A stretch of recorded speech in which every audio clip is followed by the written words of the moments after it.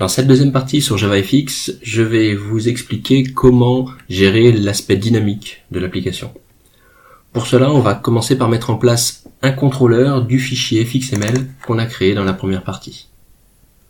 On retrouve dans ce fichier fxml tous les nœuds qui constituent la scène, ainsi que des attributs particuliers pour certains qui permettent de spécifier des styles CSS.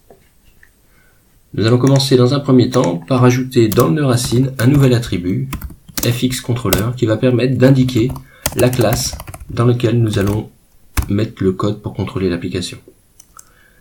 Cette classe s'appelle SampleController, elle a déjà été créée et elle se trouve dans le package application.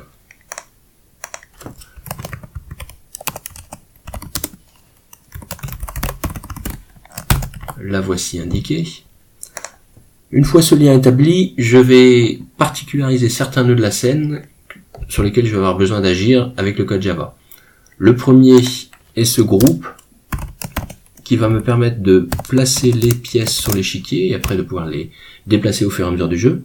J'ai besoin d'un nouvel attribut qui s'appelle fxid, donc c'est spécifique pour un contrôleur Java, et il faut indiquer un nom qui sera le nom de la variable à utiliser dans le fichier fxml.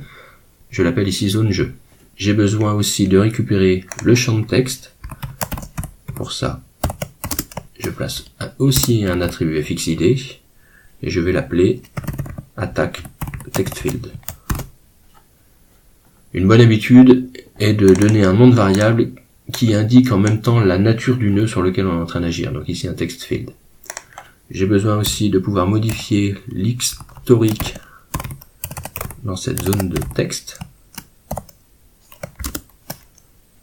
Je vais l'appeler historic text area.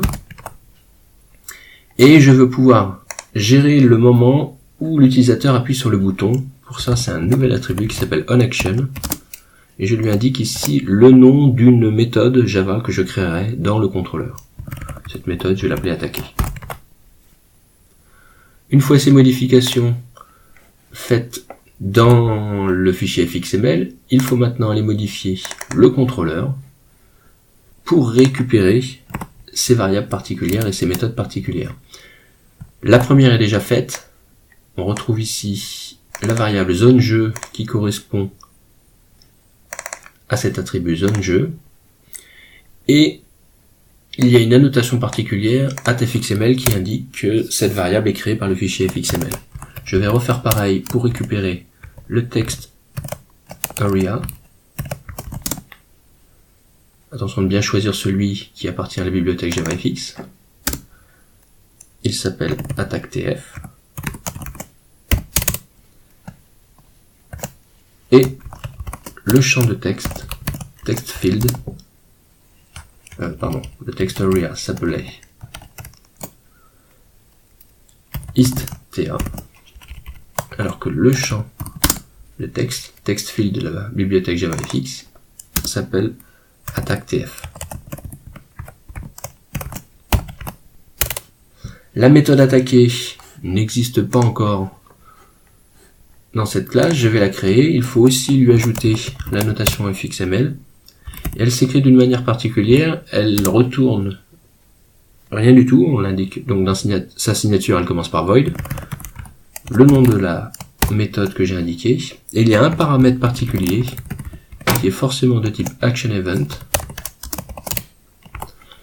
ce type devant être choisi dans la bibliothèque JavaFX. Une dernière méthode non indiquée dans le fichier fxml, mais qui peut être intéressant d'utiliser, c'est la méthode initialize. Il faut forcément lui donner ce nom. Cette méthode est appelée directement lorsque la scène est créée à partir du fichier fxml et donc va pouvoir permettre de mettre du code pour initialiser cette scène.